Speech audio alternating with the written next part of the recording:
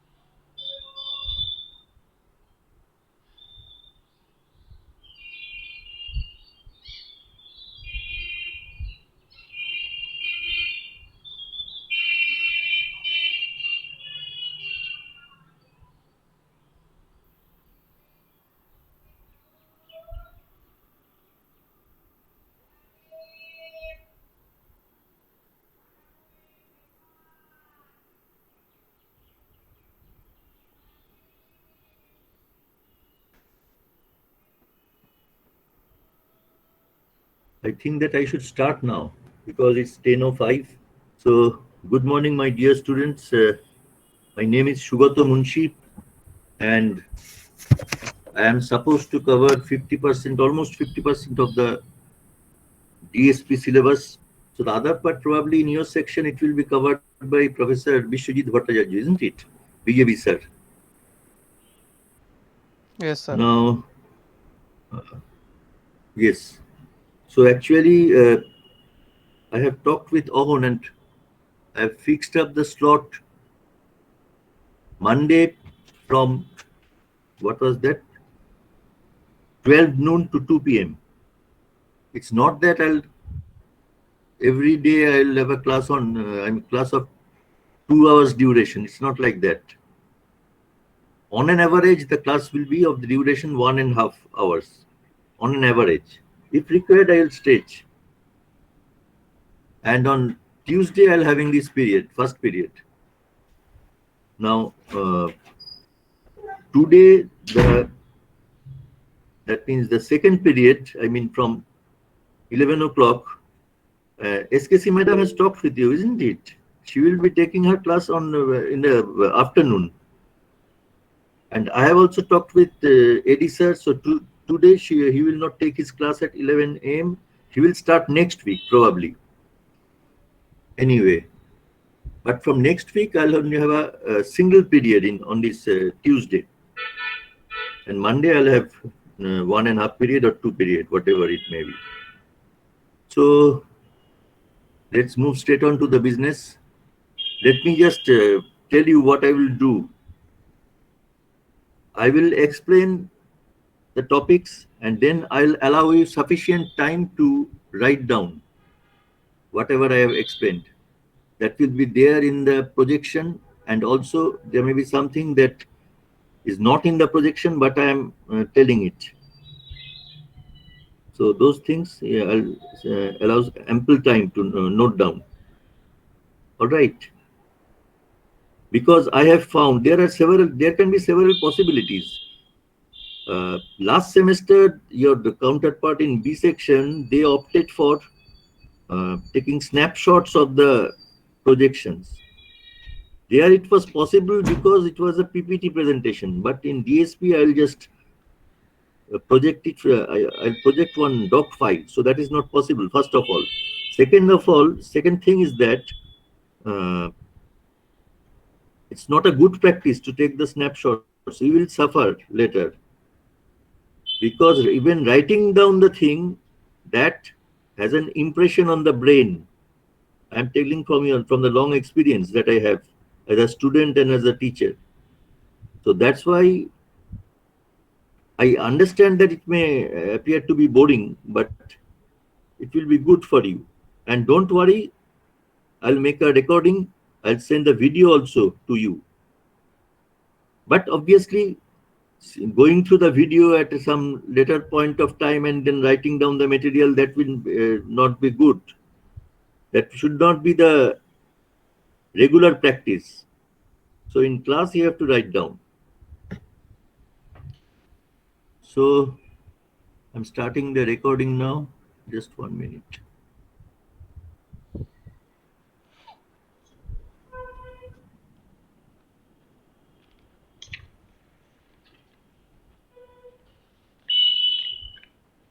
If you have some query, if you have some doubt, please feel free to inform me. Oh, still pouring in. Okay.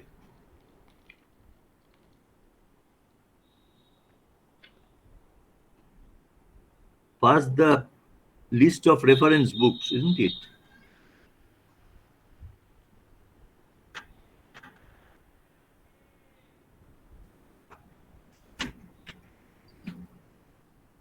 Why is it not coming in there? Yes.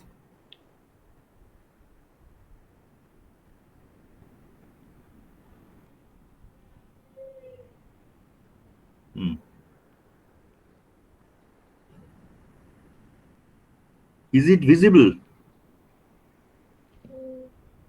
Names of certain textbooks. Yes, sir. Now it's visible. Now it's visible, right? It takes time. Now, regarding these textbooks, first one is a good book. It's by Indian author, Indian publication, Oxford University Press. There is one book on signals and systems by Rawat, but this is a book on digital signal processing. Let me also point out that whatever is there in our part, that out of that content, a considerable section is also covered in the signals and systems book by Rawat. But this book, Digital Signal Processing, it covers the entire thing, both parts. So it is the theory is quite good, and there are ample number of worked out problems. Unsolved problems are also there, I think. Second book, actually, digital. This is, outstanding book by Proakis and Manolakis. Age-old book, and it's outstanding. But there, the number of worked out problems is very, very small. Not much of worked out examples. But for theoretical understanding, for the foundation, it's a very good book. Third book, there are all Indian editions. Introduction to DSP by J.R. Johnson, Johnny R. Johnson. Prentice Hall is perhaps the publishers. So that is not so thick book, but in a concise form, lots of things are there, written in a very lucid manner.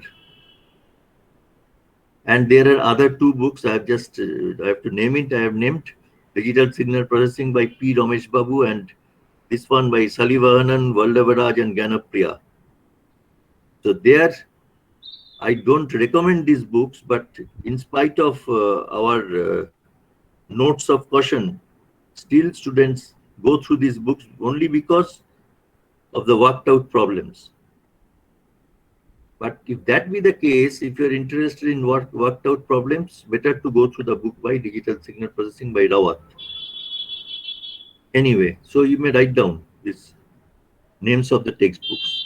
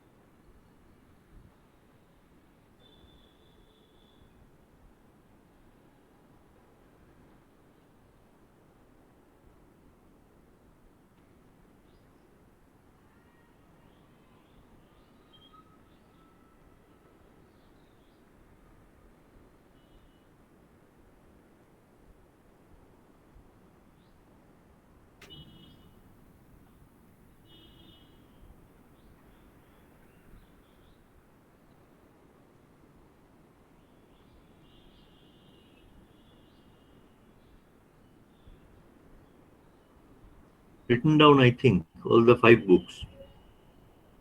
Yes, sir. Now you must know the names of certain other books. I have not listed them here. There is a book on book by Oppenheim, Schaeffer, and Bach. That is also, they are also important. What should I say? Experts on this digital signal processing. So one edition of the book, current edition, I think its name is Discrete Time Signal Processing. I wanted to mention the name of this book for a definite reason. Discrete Time Signal Processing by Oppenheim, Schaeffer, and Bach. Older editions, if you come across older editions, that was Bach was not there. At that time, the name of the textbook was simply Digital Signal Processing, not Discrete Time Signal Processing. But now the name is Discrete Time Signal Processing. There is another book on DSP by S.K. Mitra. All right. So we may move straight on to what we want to discuss. Now, this name of this subject could well have been Discrete Time Signal Processing. So that's why I referred to that book by Oppenheim, Schaeffer, and Bach. Why could the name have been Discrete Time Signal Processing? Only because digital signals, they constitute a particular variety of discrete time signals. One type of discrete time signals, digital signals. They are one type of discrete time signals. What are these discrete time signals? You know from your knowledge of signals and systems that these discrete time signals, they are defined only at discrete instants of time. They can take on identically, either zero value or more at some discrete instance of time. So that's why the name discrete time signals. So they are quantized in time. All right. I have depicted here a typical discrete time signal, x tilde t. So these are the instants where it is defined. Those instants are called sampling instants. So the signal is defined at those discrete instants of time. It is not defined in between, not defined here, not defined there, like that. The values that this discrete time signal can take on, they are referred to as samples. That's why another name is sample data signal. All right. Now, if these samples, they are uniformly spaced, uniformly distanced in time, that means the time, if it starts from t equal to 0, then here if it is t equal to tau, next instant, next sampling instant will be t equal to 2 tau, t equal to 3 tau, etc. If that be the case, then we say that this discrete time signal is a uniformly sampled signal. All right. And the intervals, 0 tau, twice tau, thrice tau, this interval tau. Tau is known as the sampling interval or sampling period. Sampling interval or sampling period. The reciprocal of tau, it is called the sampling frequency, or what I have not written down here, sampling rate. Tau is sampling period or sampling interval or sampling time, and Fs, the reciprocal of tau, is the sampling frequency or sampling rate. Unit is hertz, kilohertz, megahertz, or can be this much samples per second, or per microsecond, per millisecond, like that. So just write down this part.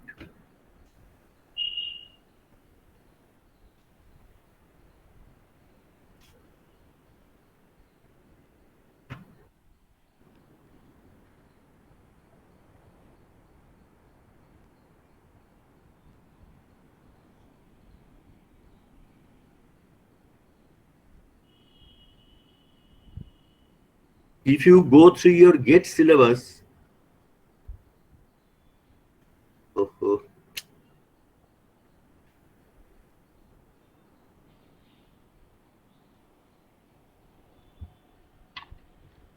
if you go through your GATE syllabus, which I will cover in my part, that constitutes the GATE syllabus on signals and systems. Maybe from the other part, FFT, DFT, those things are there or not, I am not sure.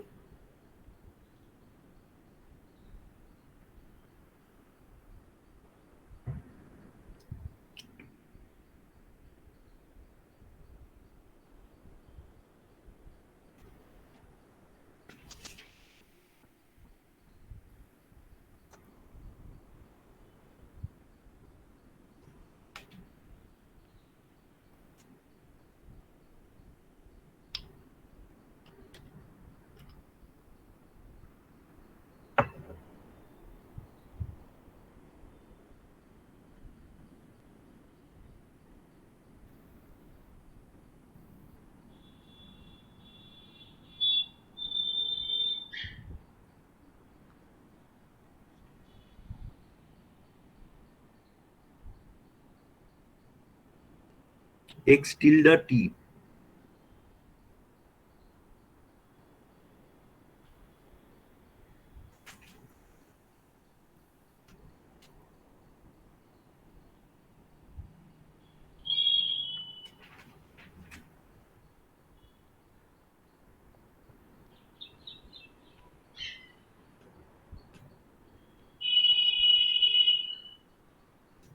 So I have pointed out that digital signals, they constitute a particular variety of discrete time signals.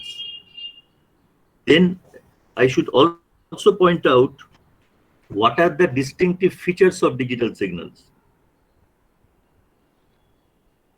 What are the special features of digital signals compared to the other types of discrete time signals? First of all, the digital signals, they are quantized both in time as well as in amplitude. You understand the meaning? Meaning is that not only the digital signals can take on values at discrete instants of time, but the values that these digital words can assume, those values are not all possible values, but only discrete values, certain discrete values. So when we digitize a signal by using an analog to digital converter, when we convert the analog signal into a digital signal, depending on the number of bits of the ADC, the output word, you can well understand, it can take on only discrete set of values, discrete number of values. As for example, if you have a unipolar ADC with 3 number of bits, in practice, obviously, this is not possible to ADC with 3 number of bits, but for the simplicity, I am just illustrating. If you use 3 number of bits for the ADC, then what are the possible words? I mean, the representation of the words, binary 000, 001, 010, like that, in this way. So only discrete values can be taken up.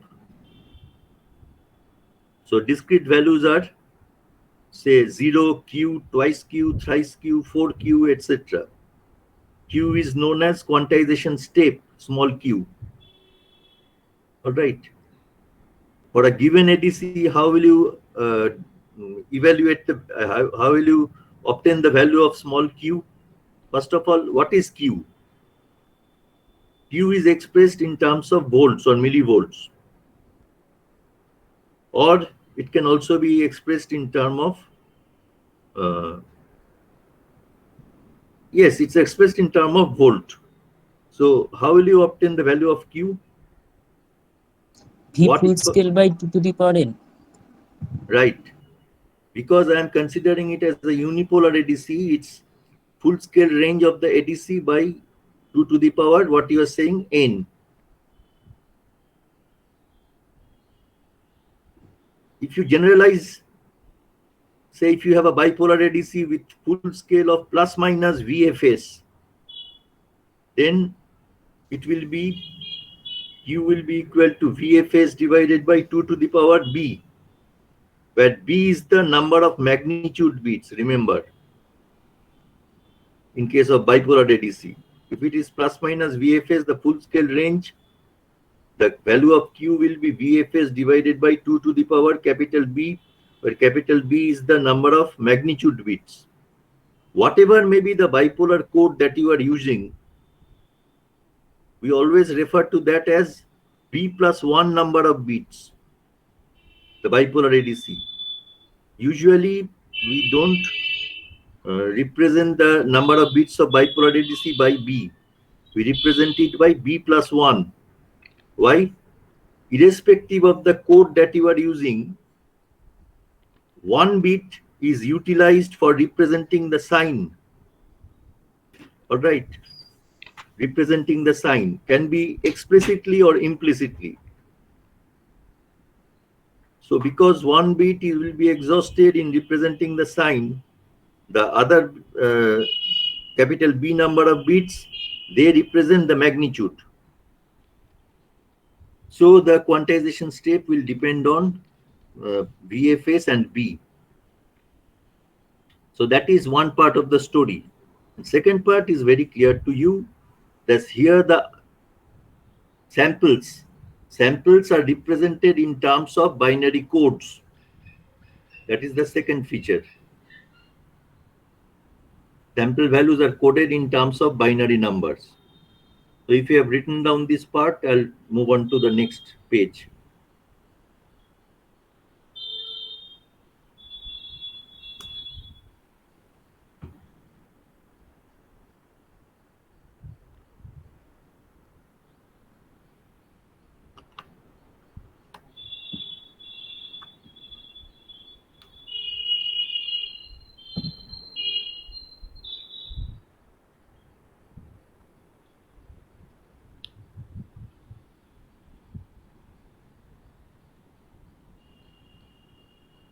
If you miss something, please point it out so that I can refer back again.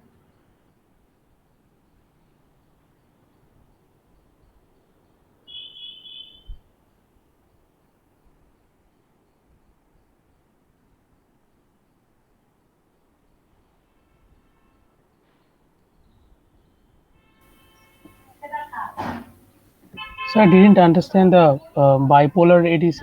What you've said. No. Bipolar That ADC. yeah. Bipolar ADC scale range, it is represented in this way, plus minus VFS. That means, as an example, plus minus 8 volts. All right, plus Okay. minus 8 volts. So in the positive side, 8 volts, negative side, 8 volts. So say it's plus minus 8 volts and the number of bits is 4, 3 plus 1. So one bit will be exhausted in representing the sign. Therefore, the quantization step Q will be equal to 8 volt divided by 2 cubed. 3 is the number of magnitude bits. 2 cubed, that means 1 volt will be the quantization step. You understand? Or Okay, sir. Okay, sir. was your question something else? No. So actually, I wanted to understand that what you said, that quantize. Okay, okay. Or you may think in this way, it's what should I say? Plus minus 8 volts means the peak to peak value is 16 volts, but then you have to divide it by 2 to the power number of bits, 2 to the power 4. Yes, sir. Better Yes, sir. to understand as 8 volts divided by 2 cube. Anyway, so here I have depicted that quantization in amplitude, that thing, that phenomenon. It cannot take up any value between 0 and q, cannot take up any value between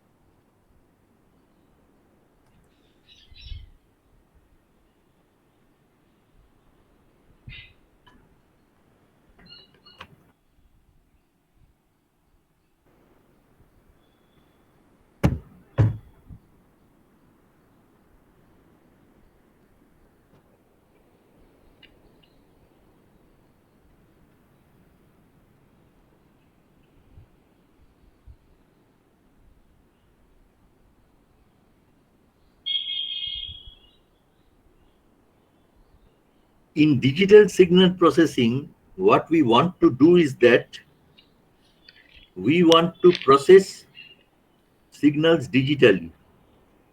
In most of the cases, it will be processing the analog signals digitally,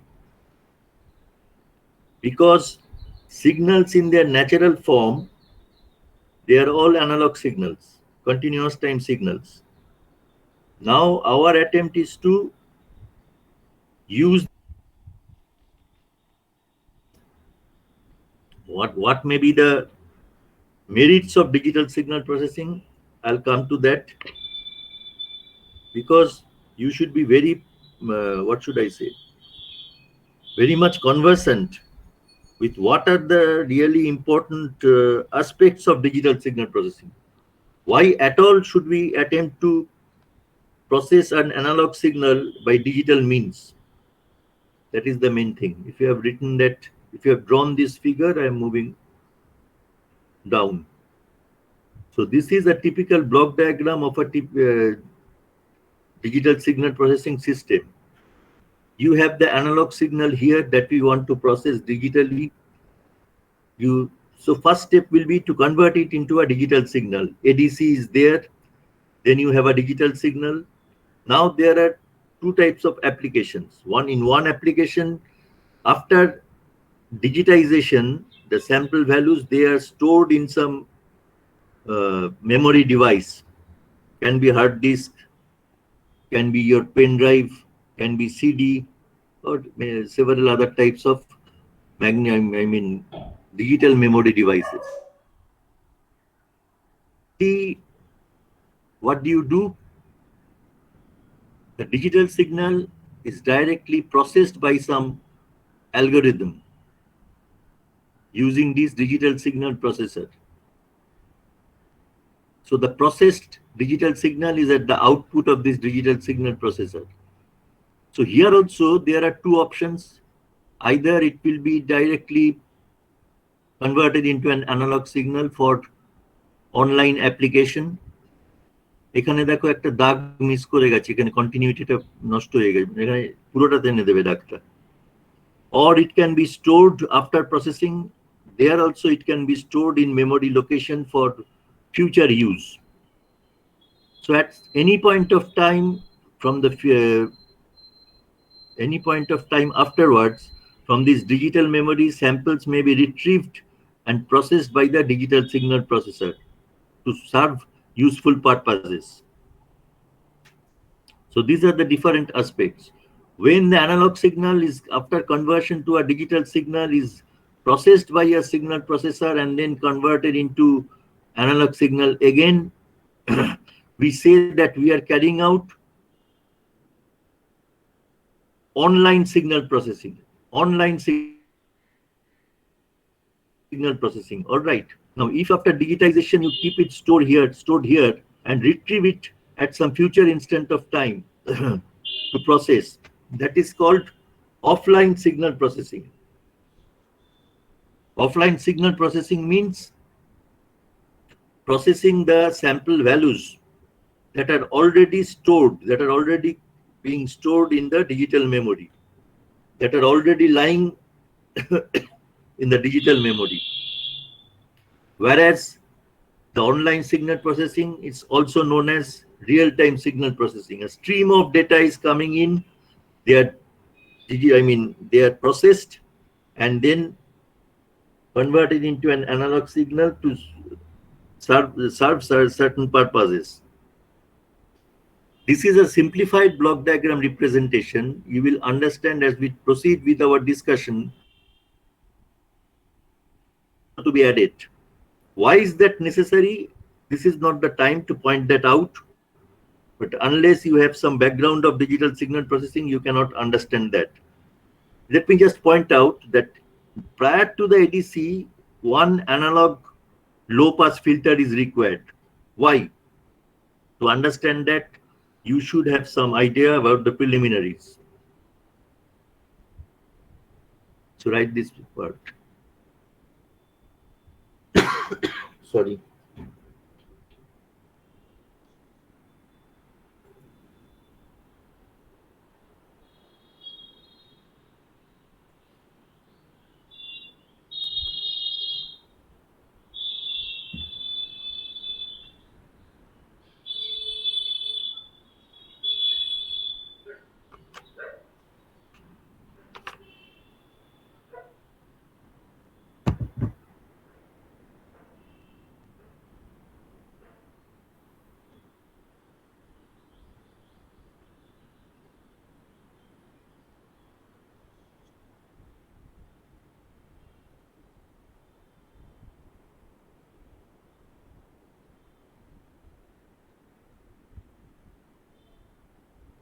completed it, I think.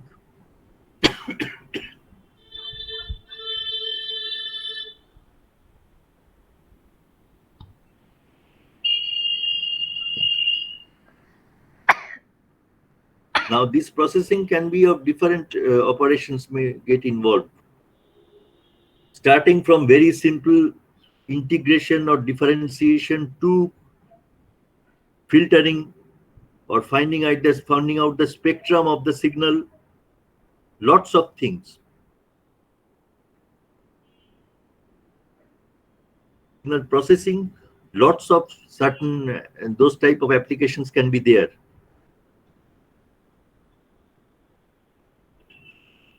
Write down.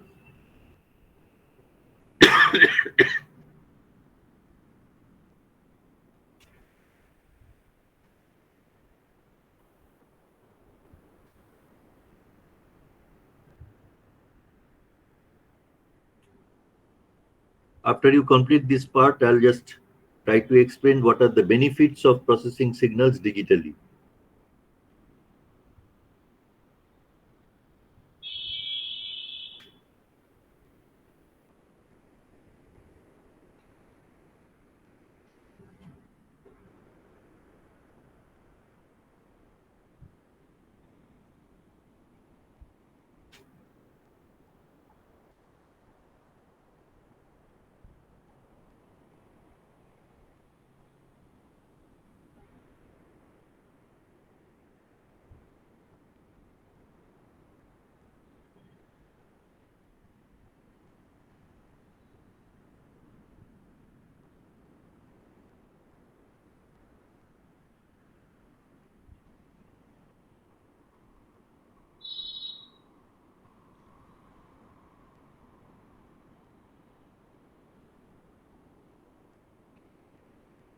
DFT stands for discrete Fourier transform. That will be covered in the other part by Professor Bhattacharya.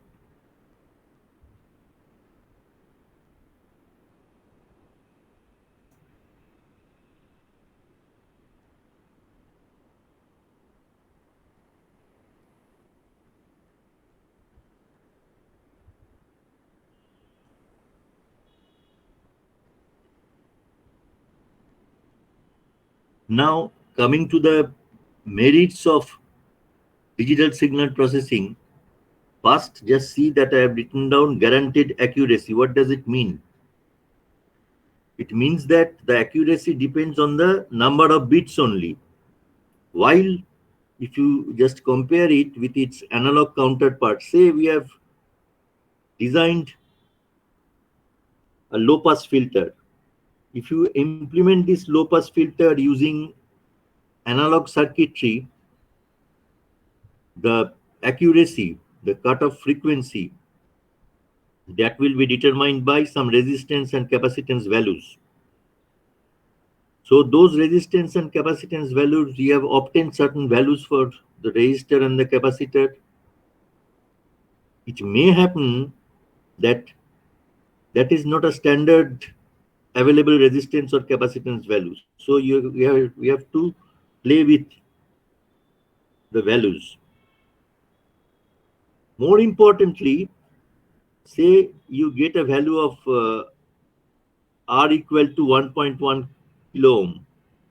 Say it's available in the market. But due to manufacturing tolerances, instead of 1.1 kilo ohm, it can be something like 1.1 or 1.094 kilo ohm, like that. So the accuracy gets impaired. Do you understand? Similar is the case for the capacitor.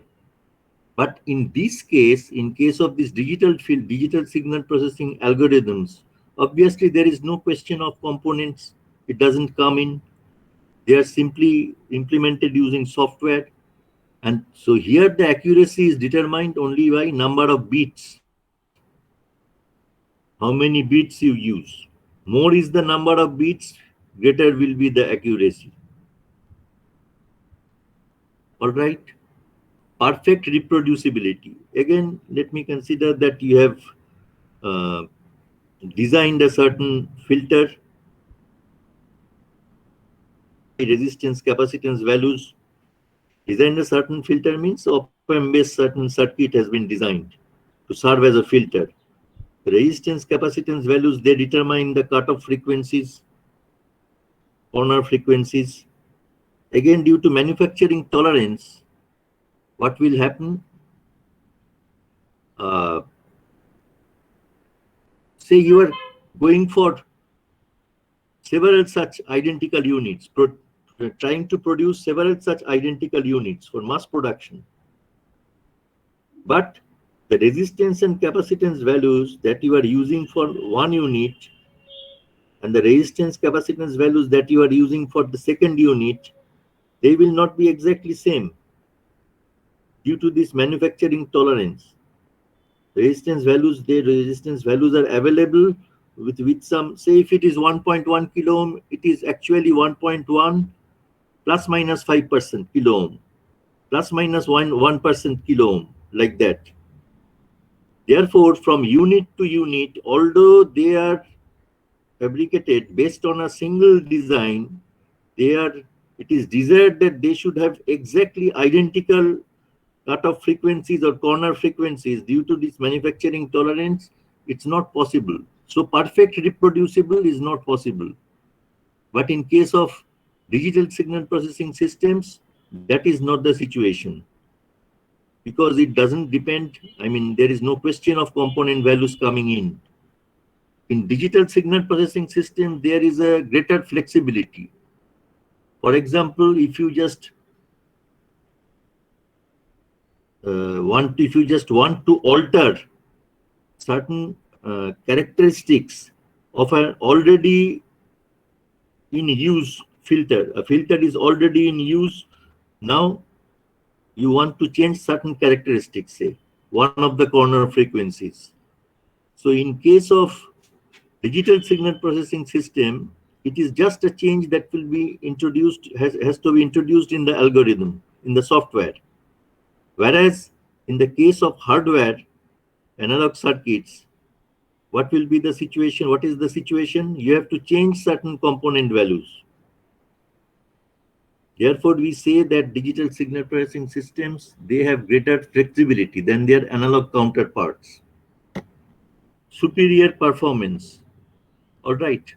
Before that, another point I have missed, there will be no drift in performance due to temperature or aging.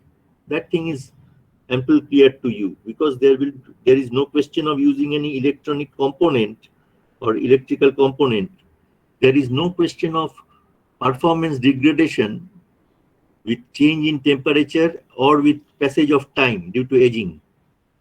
Now, superior performance means, say you have landed up with some complicated algorithm. We are designing a system, linear time invariant system, and you find that this linear time invariant system has a complex, very complicated transfer function or frequency response function. At times it can be so complicated that you using analog circuitry it is almost impossible to implement that system. But in case of digital signal processing system, because it's implemented using software, lots of numerical methods are there. So using those numerical methods, you can easily design implement such complicated systems on digital signal processing platforms. All right. I have cited one example, filter with a linear phase characteristic. With analog system, it is not possible, perfectly linear phase characteristic, but with digital system, it can be implemented. Complex adaptive filtering algorithms can be implemented. What is meant by adaptive filtering? Say you are having a filter that is in use, but say the noise characteristic or something else, whatever is you want to filter out, that thing is changing with time. So it demands that the filter parameters should also be changed. So there comes the necessity of adaptive filtering. All right. Adaptive filtering means there must be a mechanism via which the analog filter output as analog filter the filter parameters will be continuously updated. Continuously means not in very fast pace, but it will be updated time to time automatically. So that type of arrangement for analog filter implementation, it has certain hindrances. But in digital filter technology using software or algorithms, software is merely a program written for the algorithms. So using software, the complex algorithms can be easily implemented. All right. So these are the few strong points of digital signal processing. In spite of these merits, if there were not tremendous advancements in electronic industry, these merits could not be fully utilized because of tremendous advancement that has been,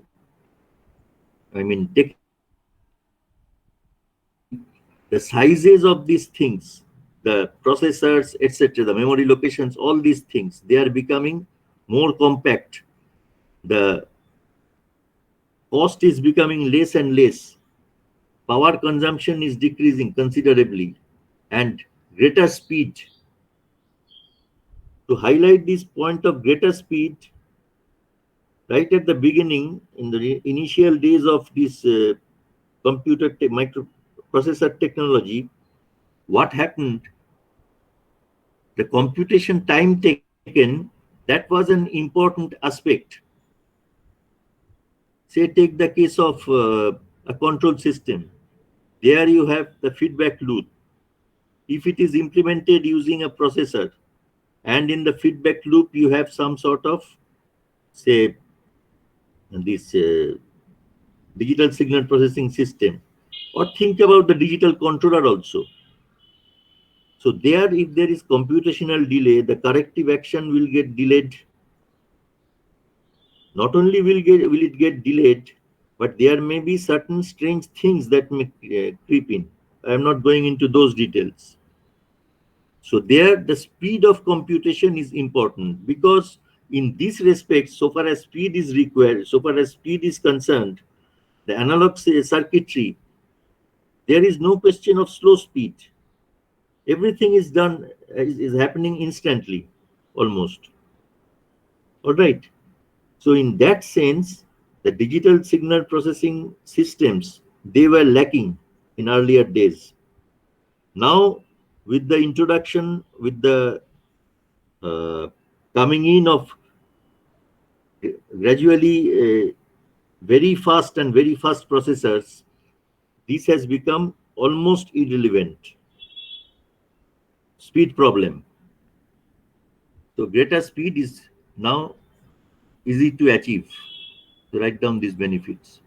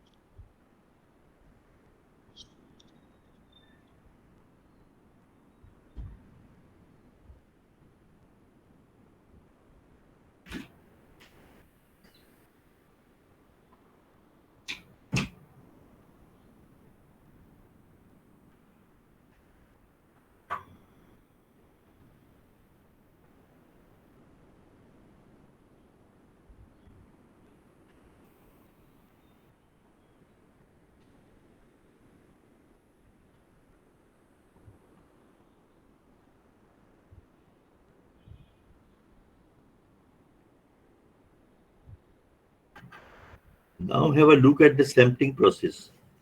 We will confine our attention to uniform sampling. So say we have an analog signal and that is being uniformly sampled. I have introduced a block here to represent the sampling, which executes the sampling operation. I have tried to visualize it in this way, that as if there is a system which executes the sampling operation. What does it mean? This uniform or periodic sampler, it takes note of the analog signal values at different instants of time at intervals of tau units. Takes note of the analog signal values. So that's why it's called, this process is called sampling. So if that is the case, then at the output you have a discrete time signal, uniformly sampled signal. So these are the samples of the analog signal that you have obtained by using this sampler.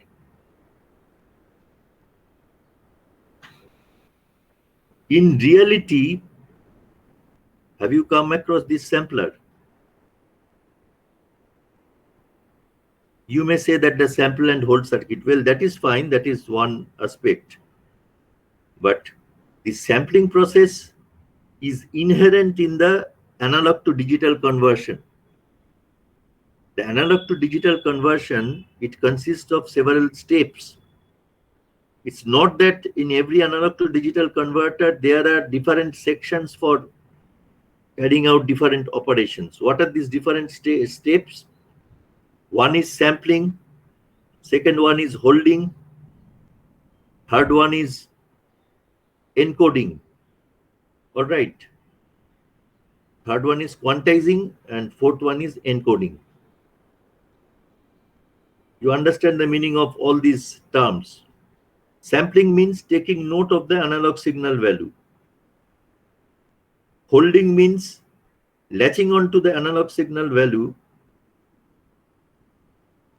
so that the quantizer and the encoder get ample time to work on the sample value, because ultimately the sample value has to be quantized, fit into a quantization step, and ultimately converted into a binary word. So some time has to be consumed for that. For that time, the sample value should be held.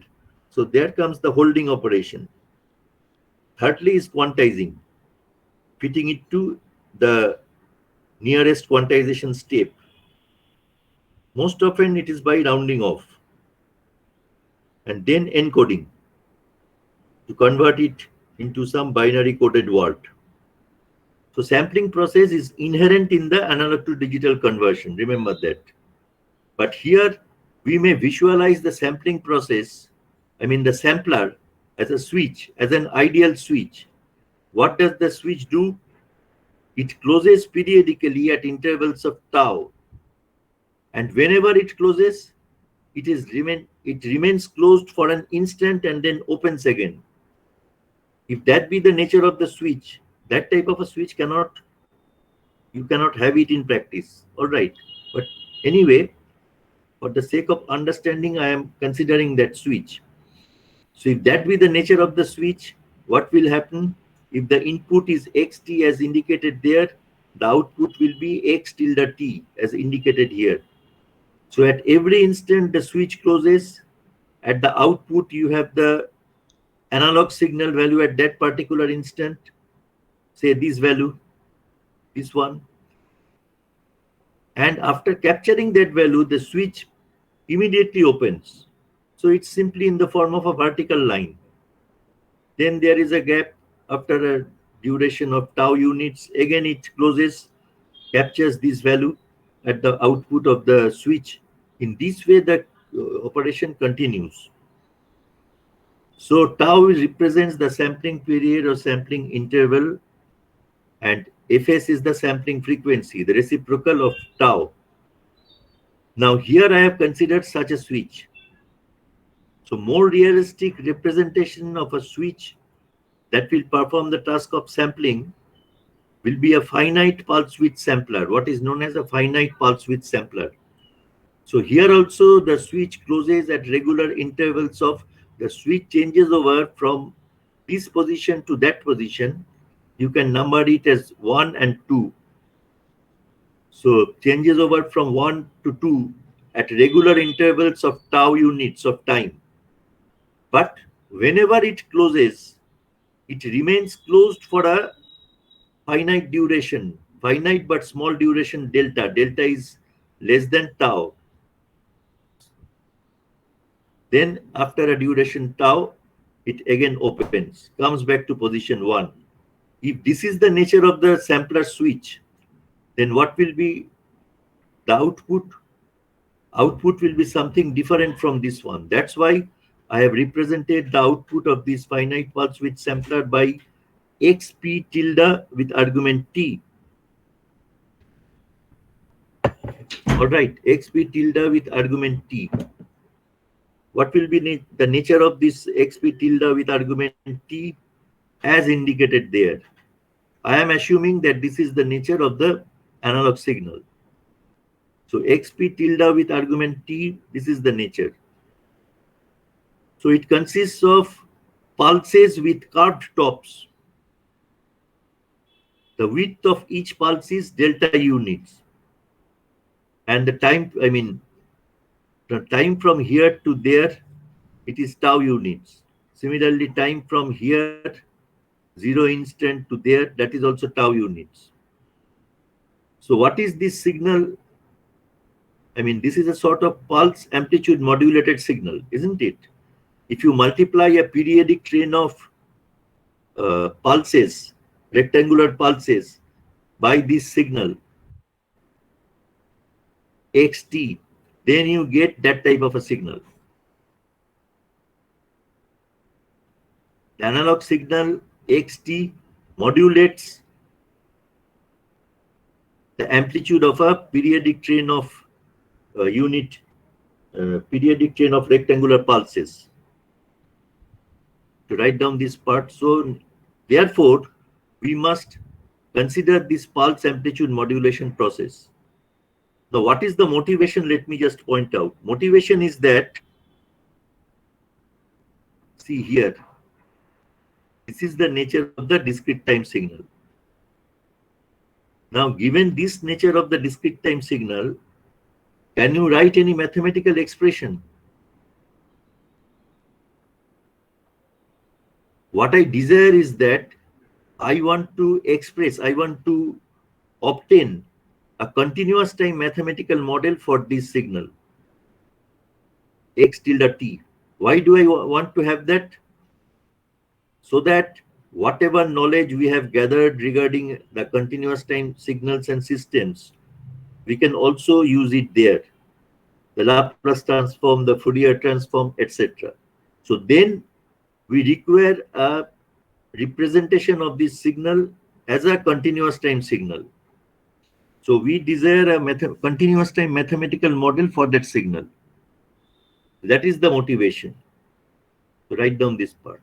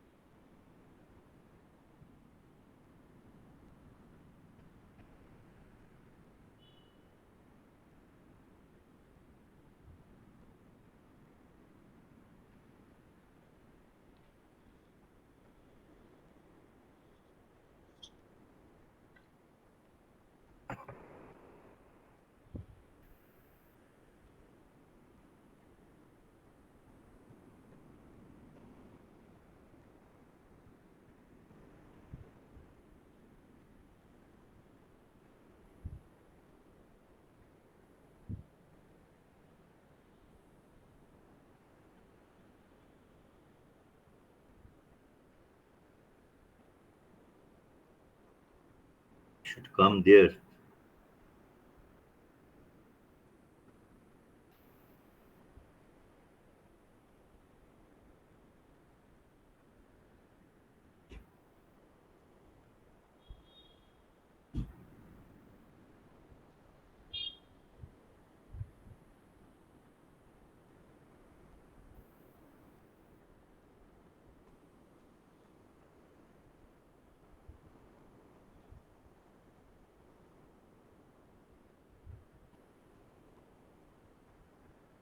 Just 1 minute.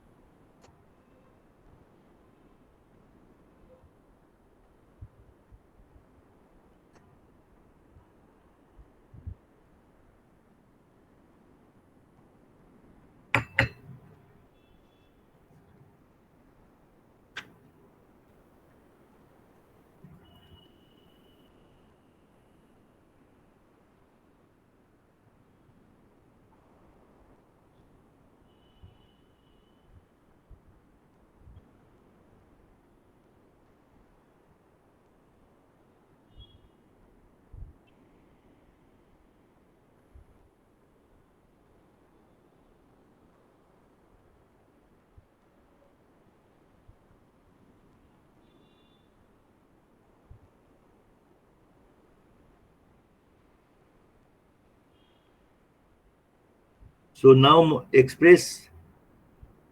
obtain the expression for xt into pt, a pulse train.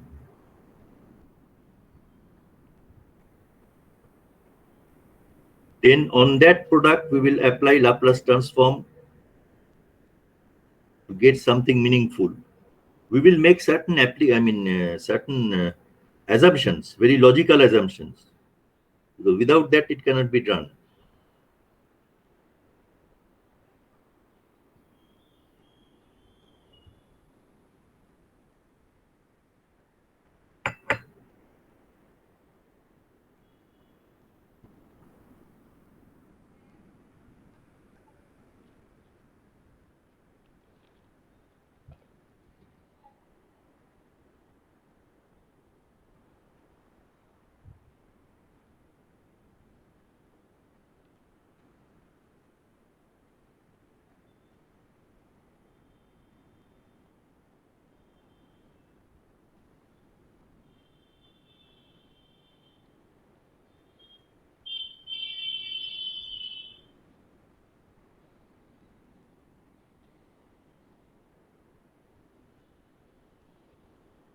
So here,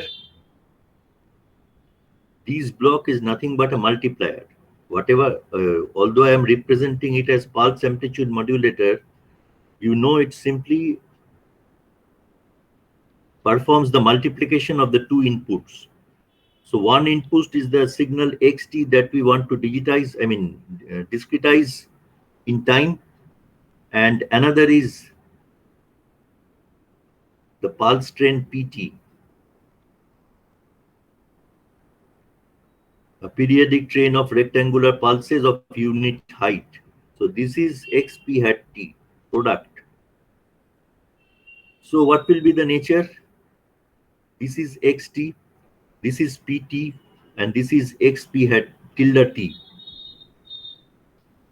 Tau is the time period of unit pulse train that is equal to the sampling period. Delta represents the pulse width. It can be called the sampling duration. Pt is this expressed by this expression. You draw this part and write, then I'll proceed.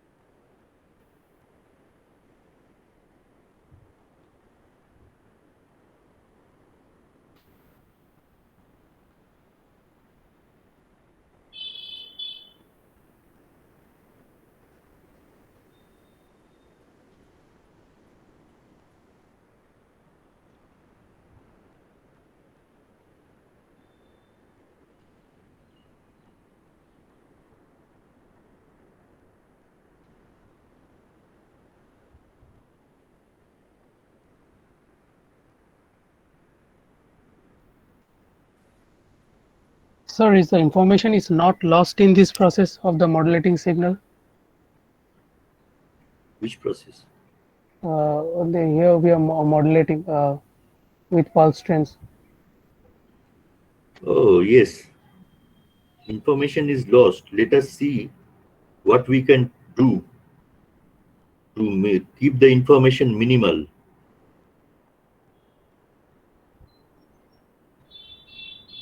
Whether you perform this pulse amplitude modulation uh, or whether you go for ideal sampling, there is definite reason that information may be lost.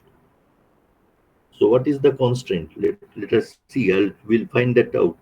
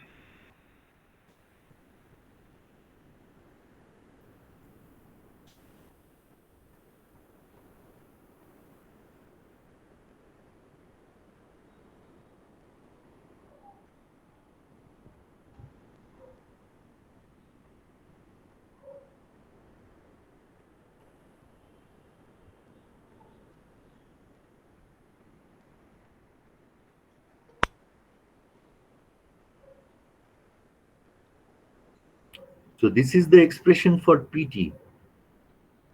You know this expression from your signals and systems course. K can take on integer values 0, plus minus 1, plus minus 2, etc.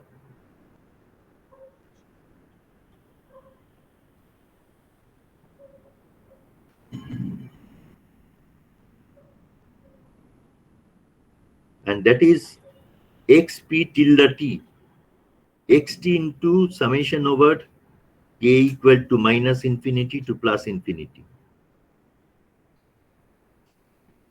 Then there is this term. So it's xt into pt. Then how to proceed? Now,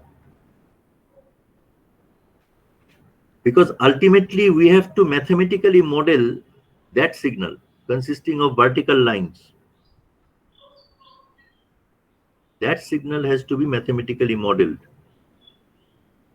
So if sampling duration is very small, follow this carefully. If sampling duration delta is very small compared to the smallest time constant of the system that has generated xt,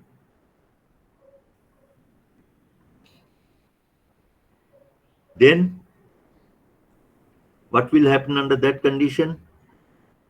These curved tops, they can be replaced by flat tops, because over each such duration delta, there will be not conspicuous variation of xt. Over each such duration delta, there will be not appreciable variation in xt. So these pulses with curved tops, they can be approximated by pulses with flat tops. That can be done only in such a case. So that will be the situation. Height of these pulses are labeled here. X0, this is x tau, because this instant is 0, that instant is tau, this instant is 2 tau, that instant is 3 tau, like that. That is for t greater than equal to k tau to less than equal to k plus 1 tau, k taking on these values. Just 1 minute. Plus minus 0 but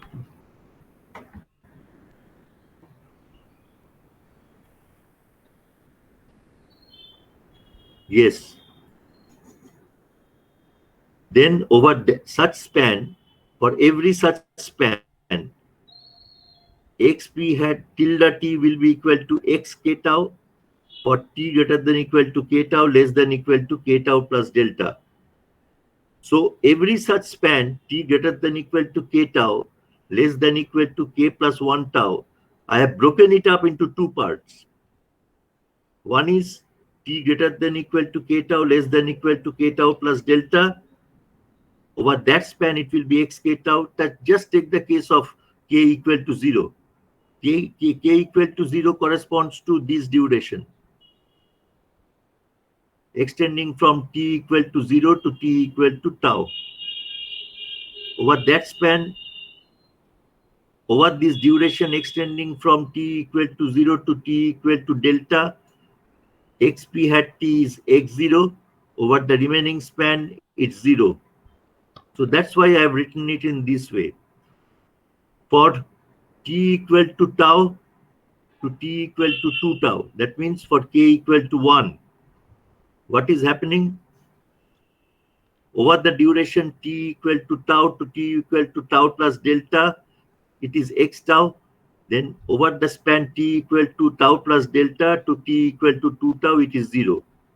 So all these are in conformity with what we have written down here. So that will happen. Therefore, these are flat top, approximated by flat top pulses. Then xp hat t can be represented by this expression. This is the expression representing such a signal. All right. Now, if you take the Laplace transform of both sides of this equation, capital XP tilde S is summation over k equal to minus infinity to plus infinity xk tau times 1 minus e to the power minus delta s by s into e to the power minus k tau s. So don't fail to understand that when we are taking the Laplace transform operator operates only on those terms that contain as argument the time variable small t. It will not operate on any term that doesn't contain small t.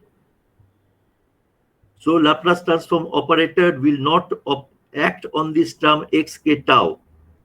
It will act only on the terms ut minus k tau and ut minus k tau minus delta. So that Laplace transform is given by this expression. 1 minus e to the power minus delta s, if you expand it into an infinite series, this is the nature. All right. Now, if you consider delta is very small compared to tau, then 1 minus delta s, you can just truncate this series after this term delta into s. So that is delta s. So this is capital XP tilde s that expression will be given by this one. Now, if you take the inverse Laplace transform of both sides, remember that for small delta, what is happening? Delta very small compared to tau, what is happening? Those pulses have now become vertical lines. Those rectangular pulses have now become vertical lines. So since for each small delta, the pulse becomes a vertical line, therefore, xp tilde t, which we have obtained by inversion of this Laplace transform, that will be equal to x tilde t, because for delta very small compared to tau, that will happen. So that will be given by this expression. এখানে কি কিছু missing আছে? দেখো তো, এখানে একটা delta missing না? হ্যাঁ sir, delta S by S. হ্যাঁ, ডেল্টা এস বাই এস মানে, হ্যাঁ ডেল্টা, তার মানে ডেল্টা আর কি। ডেল্টা এস বাই এস মানে তো ডেল্টা, তাই তো?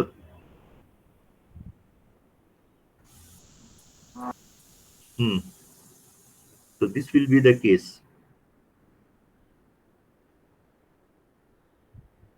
Therefore, that is a mathematical model for this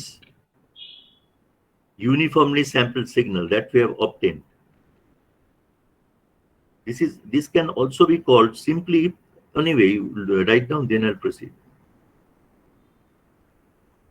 কোথায় শেষ করেছিলে জানো? এইখানটা না?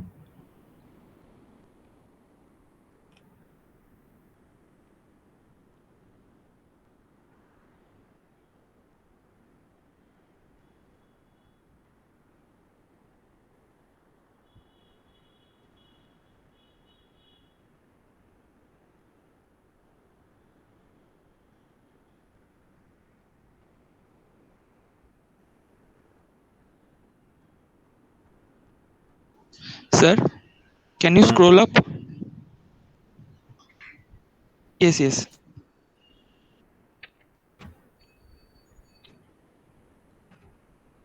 Okay, sir, done.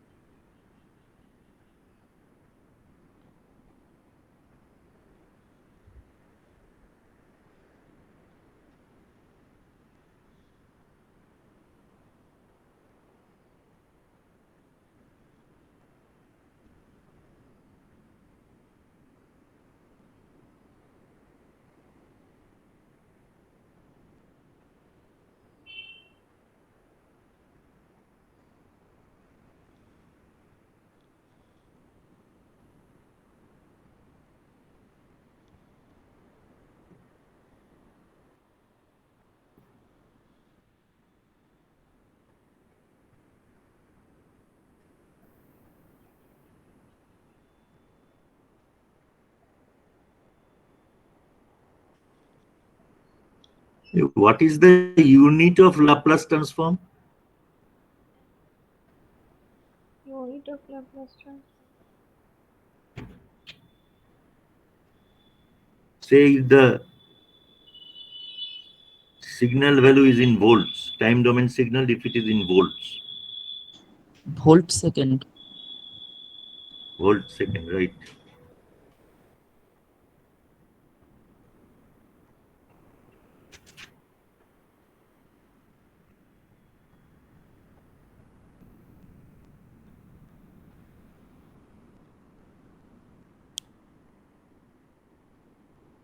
Regarding Fourier transform or Laplace transform, same thing. The independent variable need not be necessarily, independent variable means the function on which you are performing the Laplace transform or Fourier transform. That function need not necessarily be a function of time. It can be function of some spatial coordinate, or many things. Tell me, suppose you have taken the Fourier transform of a time domain signal. On that Fourier transform, you are again applying the Fourier transform operator. What signal will you get?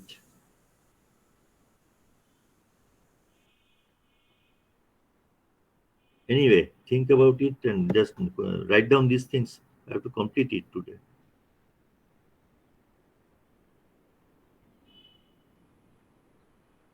Written it.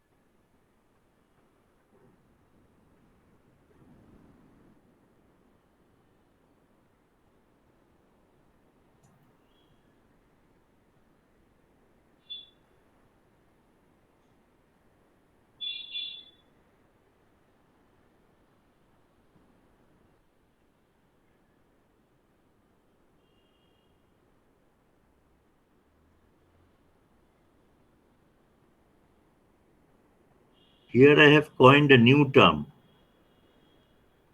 The finite pulse width sampler can be approximated by an impulse sampler followed by a system with gain delta. That means this was the finite pulse width sampler. From that we have landed up with a sampler such that if its input is xt, output will be xi tilde t. What is that xi tilde t? It is the product of xt with a periodic train of unit impulses. This represents a periodic train of unit impulses. So that impulse sampler is represented by this switch here. Then there will be a system with gain delta. Right now.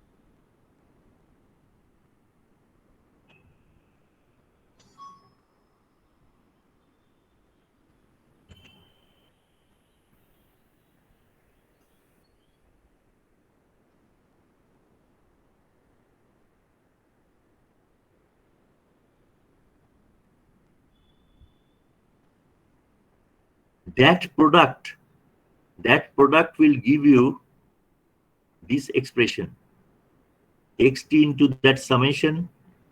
How do you move from this expression to that expression?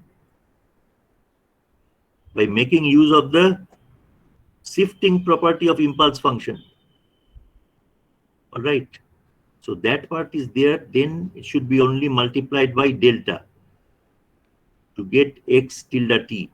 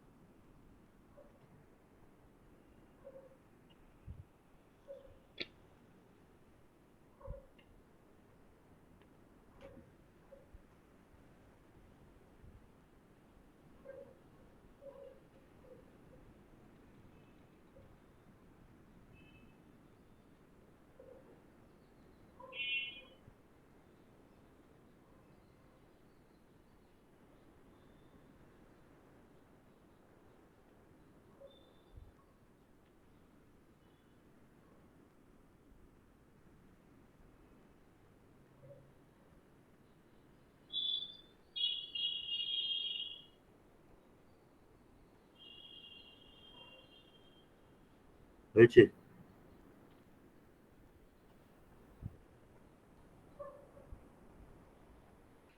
Now,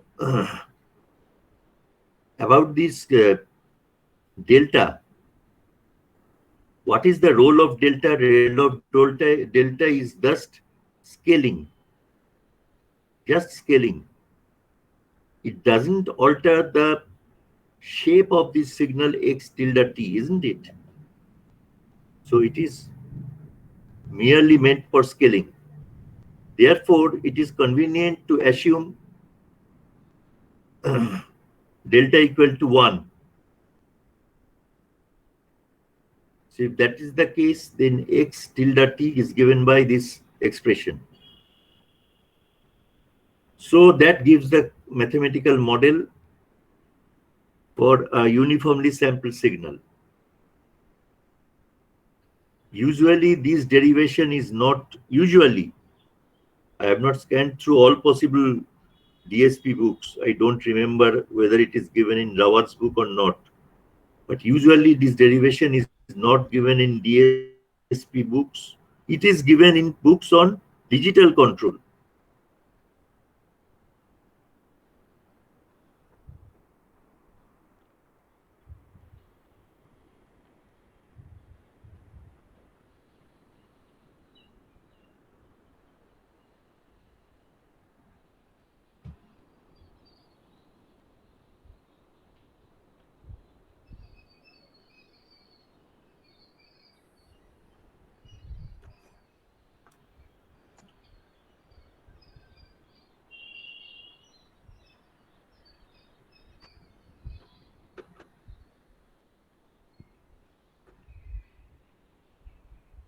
The shape of the spectrum of x tilde t, with and without delta considered, the shape will not change. Only there will be a scaling by delta. So that's why it's convenient to consider delta equal to 1. Because otherwise you have to just carry on this delta time and again.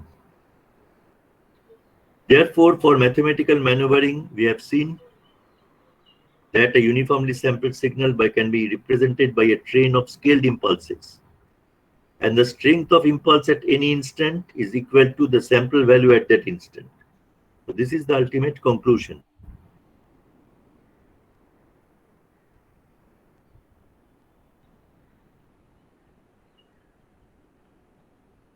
Now, because you have obtained a mathematical expression for x tilde t,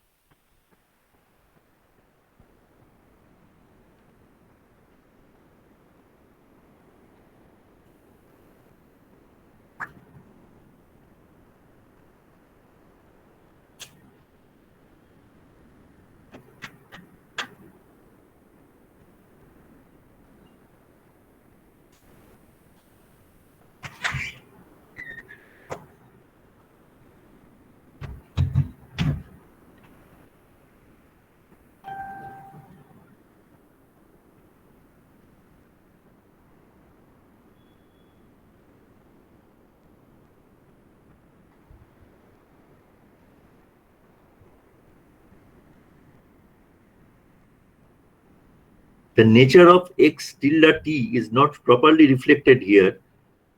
The envelope of this type of, you must draw these impulses such that the envelope is given by this analog signal.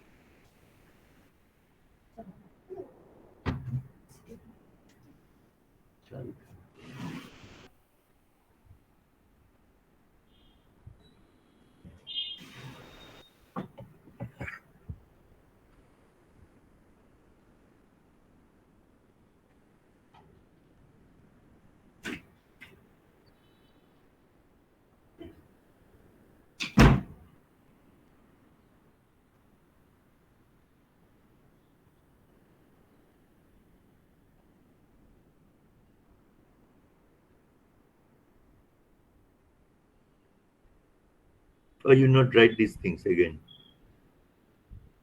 Just write that, therefore, this is the continuous time mathematical model for the uniformly sampled signal.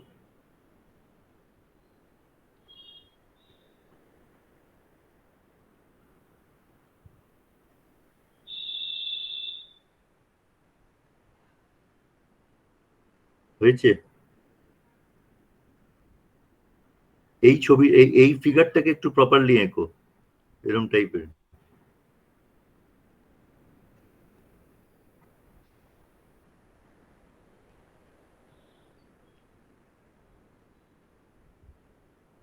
হয়ে গেলে বলো।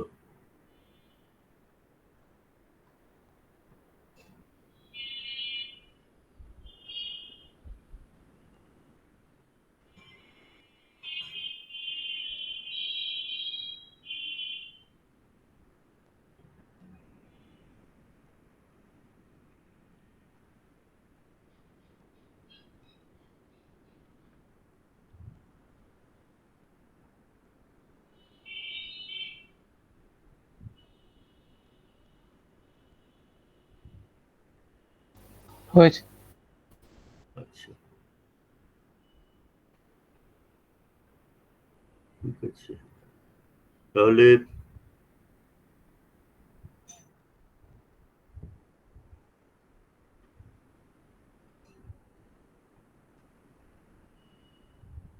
কতজন present আজকে? 51, 70-এর কাছাকাছি strength, তার মধ্যে 51 জন present.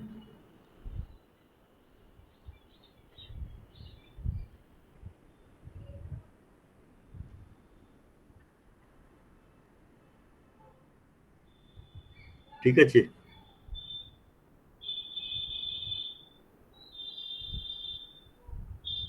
I will send this video recording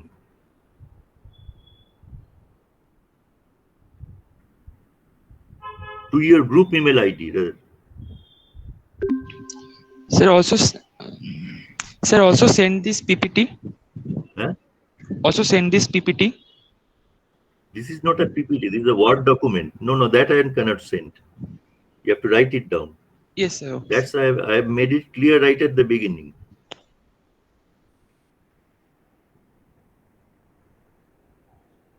Unless you write down, you will forget it.